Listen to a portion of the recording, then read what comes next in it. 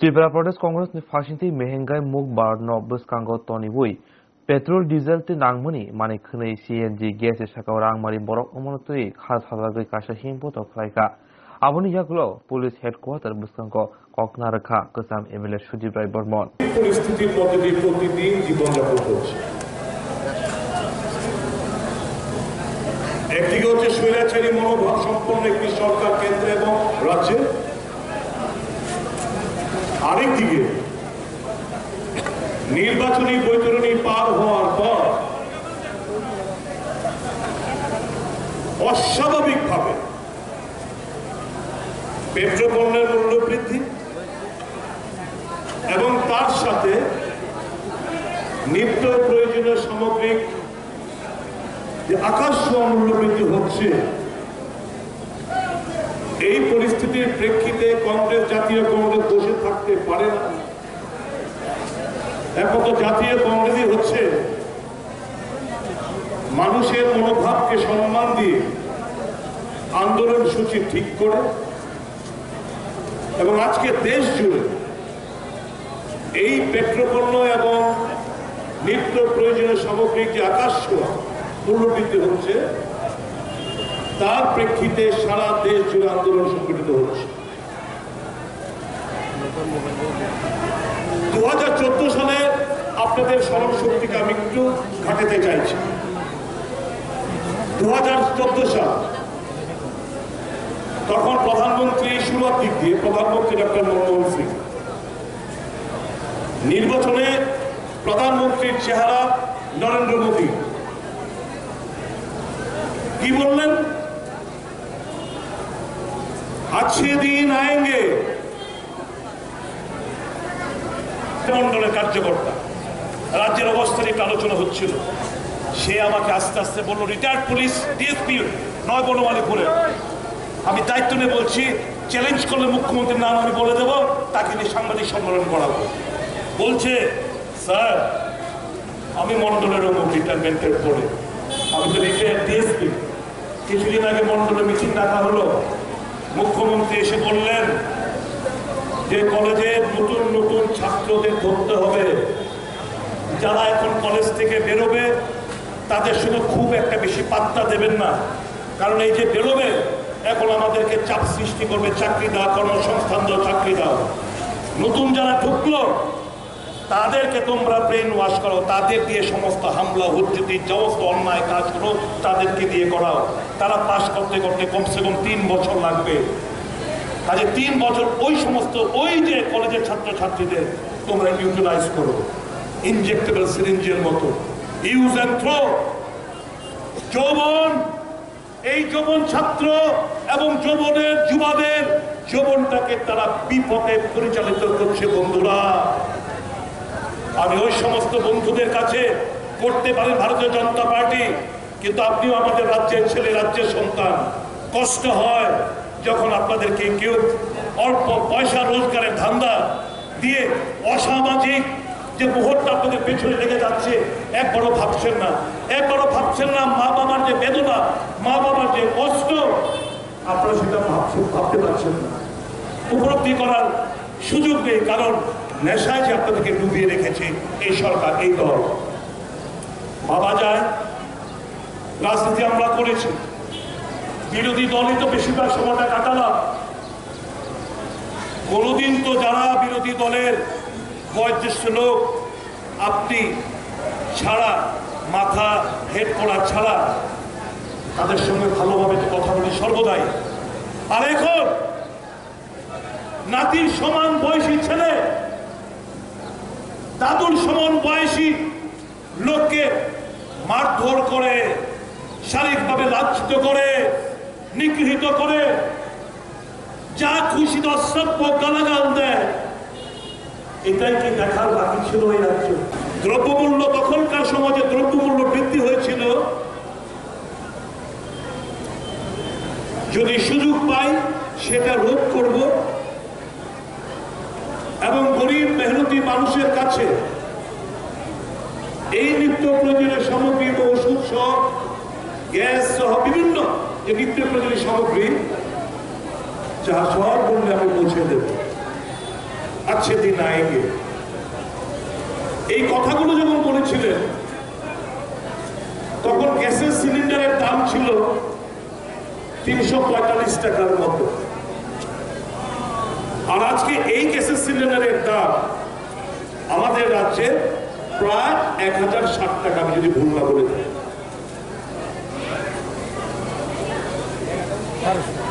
Petrol ওই সময় doctor Manmohan Singh এর সময় সর্বোচ্চ দাম ছিল 62 টাকা ডিজেল 50 টাকা আর আজকে अच्छे দিনের ফেরিওয়ালা তার সময়ে পেট্রোলের দাম হচ্ছে প্রায় 109 টাকার মতো আমাদের রাজ্যে উদয়পুর এবং ধর্মনগরে আগরতলা আর 108 টাকা বিভিন্ন জায়গায় ডিজেল একই অবস্থা প্রায় দ্বিগুণ যা ছিল 50 টাকা প্রায় দ্বিগুণ এসে পৌঁছেছে জীবনদায়ী ওষুধ থেকে শুরু করে সমস্ত কিছুর দাম আজকে আকাশ ছোঁয়া গরিব মানুষের নাগালের বাইরে মধ্যে ম্যানুফ্যাকচারিং ইউনিট অর্থাৎ গাড়ি ঘোড়া যে তৈরি করে যে কারখানাগুলো এই ম্যানুফ্যাকচারিং ইউনিটে দারুণভাবে আঘাত আসতে শুরু করেছে মানুষ গাড়ি কিনতে চাইছে স্বাভাবিকভাবে মানুষ যখন গাড়ি কিনবে না তখন ওই হাজার হাজার লক্ষ লক্ষ আমাদের দেশের কর্মচারীরা ওই সমস্ত ম্যানুফ্যাকচারিং ইউনিটে যে কাজ করে তারা স্বাভাবিকভাবে কাজ হারাবে দেশে আজকে দিন আসার পর ভারতীয় জনতা পার্টির জমানায় প্রায় 4 কোটি দেশবাসী আমাদের চাকরি হারিয়েছে কর্মসংস্থান হারিয়েছে স্বপ্ন দেখিয়েছিল প্রত্যেক বছর 2 কোটি করে চাকরি দেওয়া হবে কর্মসংস্থানের বন্দোবস্ত করা হবে এই রাজ্যে বলা হয়েছিল প্রত্যেকটি শূন্য পদ সঠিকভাবে নিয়োগ নীতি মেনে পূরণ করা হবে আশ্চর্যের ব্যাপার হচ্ছে একটা মিথ্যেকে যখন বলে না তখন এক একজন এক এক রকম তথ্য দেয় 2020 সালের ডিসেম্বর মাসে মুখ্যমন্ত্রী একটা জায়গায় বলছেন যে 2020 সালের ডিসেম্বর মাসে মুখ্যমন্ত্রী দাঁড়িয়ে বলছেন যে আমরা এখন পর্যন্ত ডিসেম্বর মাসের 4 তারিখ দর্শকের মতো আর আরেক ভদ্রলোক আবল তাবল করে প্রত্যেকটি দিন আবল তাবল করে দিন কাটাচ্ছে আমাদের ছাত্র ছাত্রী কলেজ যারা বাইরে পড়াশোনা করেন যখন ফ্রেশার্স ওয়েলকাম হয় आप कहाँ से हो भैया आप कहाँ से हो बहना बोले मैं तो कलकत्ता से हूँ मैं तो आसाम से हूँ त्रिपुरा नाम का नैना केनो बोले अच्छा आप उसी प्रदेश से हो जिस समय महाभारत के समय इंटरनेट था उसी प्रदेश से हो बोले ताদের के प्रचंड भावे हेनस्थार सम्मुखीन होते হয় এই আবল তাবল ভাষা বলে বেড়ায় স্বপ্নের রঙিন দুনিয়া ভেসে বেড়ায় মানুষের সাথে তার কোনো সম্পর্ক নেই মানুষের কষ্ট দুর্দশা নিয়ে তার কোনো মাথা ব্যথা নেই শিক্ষিত বেকাররা হন্য হন্য করে একটা কর্মসংস্থান একটা চাকরির পাওয়ার আশা নিয়ে কেউ নেই তাদেরকে দেখভাল করা সান্ত্বনা দেওয়া তাদের কথাগুলো শোনা বিভিন্ন মন্ত্রীর কাছে গেলে ধমকে দূর দূর ছিচি করে তাদেরকে বিদায় দেওয়া হয় শোনার পর্যন্ত মানসিকতা নেই করার তো দূরের কথা এই ত্রিপুরা চলছে বর্তমানে শুধু উগ্র হিন্দুত্ব মানসিকতা নিয়ে সমাজের মধ্যে বিভিন্ন ধর্মের নামে বিভাজন সৃষ্টি করে দেখবেন এই সামনে নির্বাচন আসছে তো এখন অনেক পার্টিকে বলা হয় ছোটা পার্টি ইনকা বড়া পার্টি अरे छोटो पार्टी থেকে তোমরা কেন এত আতঙ্কিত अगर वो छोटा पार्टी है कोई भी छोटा पार्टी है तुम्हें इतना डर क्यों इस छोटे पार्टी से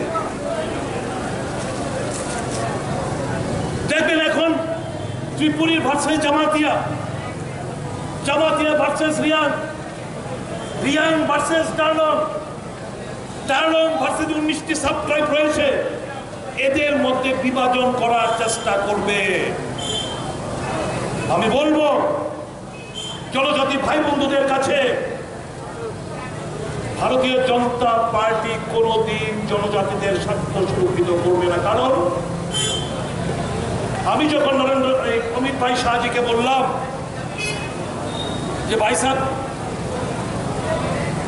एडीसी को तुरंत वो जो 6 शेड्यूल जो अमेंडमेंट बिल है, তখন আমরা দেখি 3000 কোটি টাকা খরচা করে স্ট্যাচু অফ ইউনিটি তৈরি করা হয় গুজরাটে। দেশের মানুষ না খেয়ে মরে, হাজার হাজার কোটি টাকা আপনার আমার ট্যাক্সের টাকা দিয়ে স্ট্যাচু অফ ইউনিটি তৈরি করে, রাম মন্দির নির্মাণ করে, বিভিন্ন মন্দির নির্মাণ করছে। কারণ ভারতীয় জনতা পার্টি শুধু নির্বাচনী জেতার একটা মেশিন মাত্র, এটা পার্টি না, এটা কর্পোরেট, এটা কর্পোরেট সংস্থা, বাণিজ্যিক সংস্থা ভারতীয় জনতা পার্টি।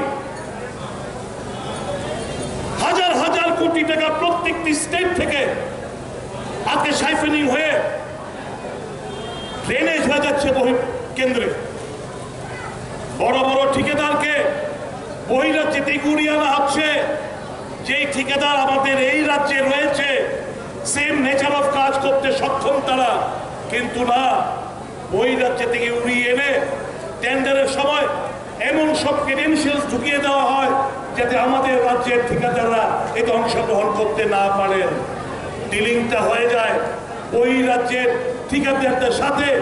উচ্চ দরে যে শিডিউল অফ রেট রয়েছে, সেই শিডিউল অফ রেটের থেকে প্রায় 40-50% এবং যে টিএসআর রেট, সেই রেটটা বেশি দিয়ে একটা বিশাল কাটমানি এরা নিয়ে নিচ্ছে। কাজে এই ওয়েলফেয়ারের টাকা, আমাদের আপনার টাকা, একটা বিশাল টাকা এই রাজ্য থেকে বহির্রাজ্যে ড্রেনেজ হয়ে যাচ্ছে। অন্ধকার পরিস্থিতিকে আমাদের বের করে বেরিয়ে আসতে হবে। ভয় পাবেন না।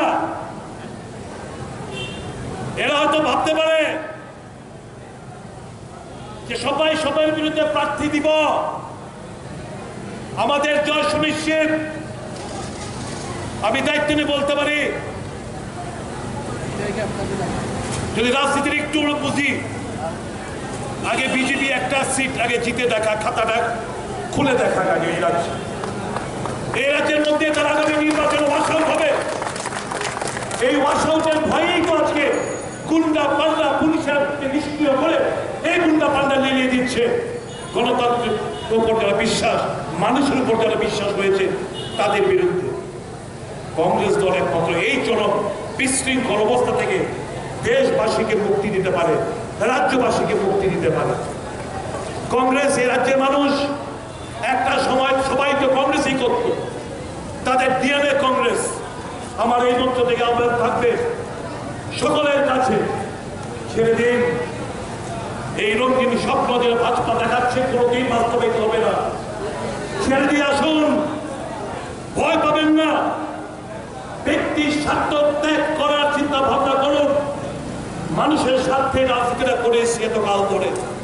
মানুষ যেটা চেয়েছে, মানুষের বাবা ব্যাগকে সম্মান দিয়েই আমরা ভারতীয় জনতা পার্টিতে গেছি। গিয়ে দেখলাম যখন এরা প্রতারক ঠকবাজদের দল, সমস্ত কিছু ত্যাগ করে মানুষের সাথে, মানুষের বাবা ব্যাগকে সম্মান দিয়ে আমরা জাতীয় কংগ্রেসে পুনরায় ফিরে এসেছি। মানুষের স্বপ্ন, মানুষের যে গণতান্ত্রিক অধিকার যেগুলো বলা হয়েছে, সেগুলো পুনরুদ্ধার করা, প্রতিবাদের ভাষাকে ফিরিয়ে দেওয়া, এর জন্য কংগ্রেস আমাদের আশা। কংগ্রেসে পারে একমাত্র সমস্ত ধর্ম, বর্ণ, জাত পাতের সঙ্গে নিয়ে চলতে। কংগ্রেসই পারে সকল অংশের মানুষের মুখে হাসি ফোটাতে। কংগ্রেসই পারে ভালোবাসার বিনিময়ে যুদ্ধ জিততে। কংগ্রেসই পারে বিশ্বাসের বিনিময়ে যুদ্ধ জিততে। এবং আমাদের অস্ত্র হচ্ছে অহিংসা, আমাদের অস্ত্র হচ্ছে ভালোবাসা, আমাদের অস্ত্র হচ্ছে বিশ্বাস। এই তিনটিকে পুঁজি করে আগামী 2023-এ আমরা এই রাজ্যে ক্ষমতায় আমরা বলবো, মানুষের স্বার্থে মানুষের জন্য কাজ করার। এইটুকু কথা বলে হাজার হাজার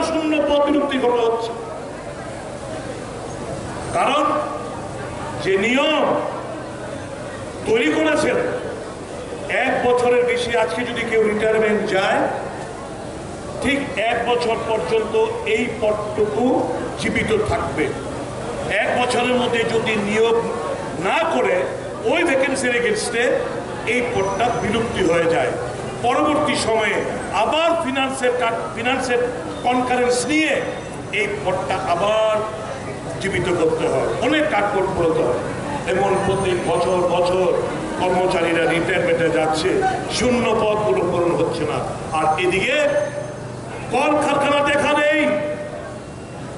একটা টিআইডিসি ইন্ডাস্ট্রি নামে একটা দপ্তর এই রাজ্যে গত 4 বছর কয়েক মাসে একটি ছোট মাঝারি কিংবা বড় শিল্প এই রাজ্যে স্থাপন করতে পারেনি ভারতীয় জনতা পার্টির সরকার। শুধু কি বড় বড় কথা বলে বেড়াচ্ছে। একদিকে যখন দেশের কৃষকরা ঋণের বোঝা মাথায় নিয়ে আত্মহত্যার পথ বেছে নেয়, তাদের জন্য সামান্য ঋণটুকু মুকুব করার মতো সিদ্ধান্ত নিতে পারেন না, যেটা মনমোহন সিং ইউপিতে থাকাকালে নিয়েছিল। দেশের কৃষকদের স্বার্থে প্রায় ৭২,০০০ কোটি টাকার ঋণ, কৃষকদের ঋণ মুকুব করেছিল ডক্টর মনমোহন সিং সরকার। আর আজকে একদিকে যখন কৃষকাত্ম কথাবার্তা বলেন অক্ষয় কুমারের মতো, আর ওই যে মহিলাটা কি নাম,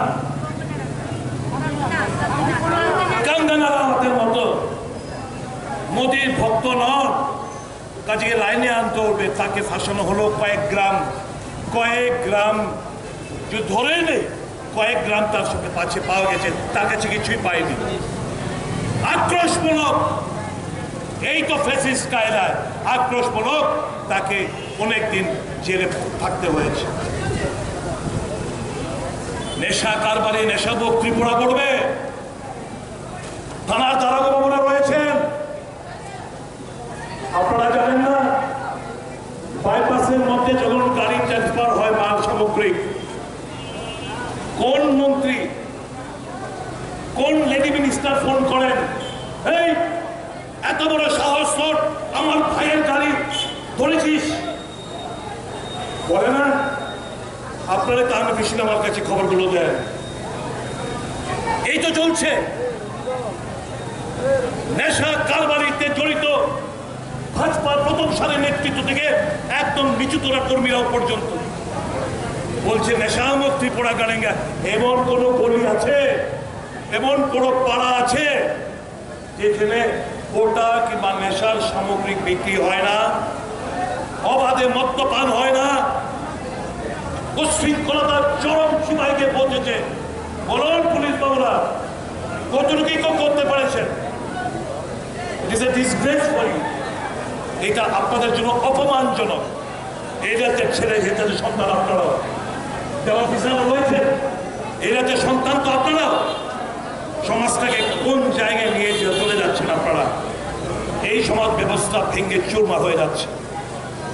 মাল্টি-বিলিয়নিয়ার এই দেশের, তাদের কাছে দেশের অর্থ সম্পদ, তাদের কাছে বড় বড় লেকচার মারে এরা।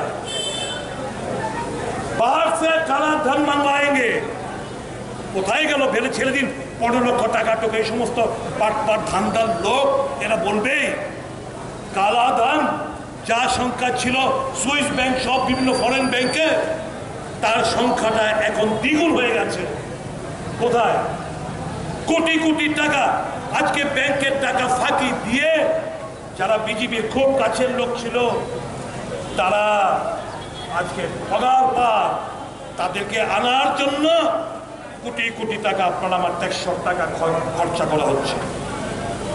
बोले 70 साल में कांग्रेस ने क्या किया? अरे 70 साल में तो भाजपा का भी सरकार था, बाकी सरकार भी था। फिलहाल 70 साल में 70 বছরে যে সম্পদ কংগ্রেস তৈরি করে গেছে, তোমরা এই সম্পদগুলো নালায়েক ছেলে, তোমরা এই সম্পদগুলো বিক্রি করে বেড়াচ্ছ। বর্তমানে এয়ারপোর্ট বিক্রি, রেল প্ল্যাটফর্ম বিক্রি, পোর্ট বিক্রি, আর এই কোর্ট বলতে মনে পড়ে গেল, বলছে নেশা মুক্ত ভারত, নেশা মুক্ত ত্রিপুরা করেঙ্গে। আরে ওই যে হাজার হাজার কোটি টাকা আদানির পোর্টে, আদানির যে পোর্টে জাহাজ সহ এত হাজার হাজার কোটি টাকার যে নেশার সামগ্রী ড্রাগ নিয়ে ধরা পড়লো, এই ভারতবাসী জানতে চায় কি হলো আদানির বিরুদ্ধে, ওই পোর্টের বিরুদ্ধে কি ব্যবস্থা নিলেন। আর শাহরুখ খানের ছেলে ক্রুইজারে, যেহেতু শাহরুখ খান বিজেপিকে পছন্দ করে না, যেহেতু শাহরুখ খান দেশের 23,000 একজনকে আমরা চাকরি দিয়েছি, তার বক্তব্য মুখ্যমন্ত্রীর বক্তব্য। গত 3-4 দিন আগে রাজ্যের তথ্যমন্ত্রী বলছেন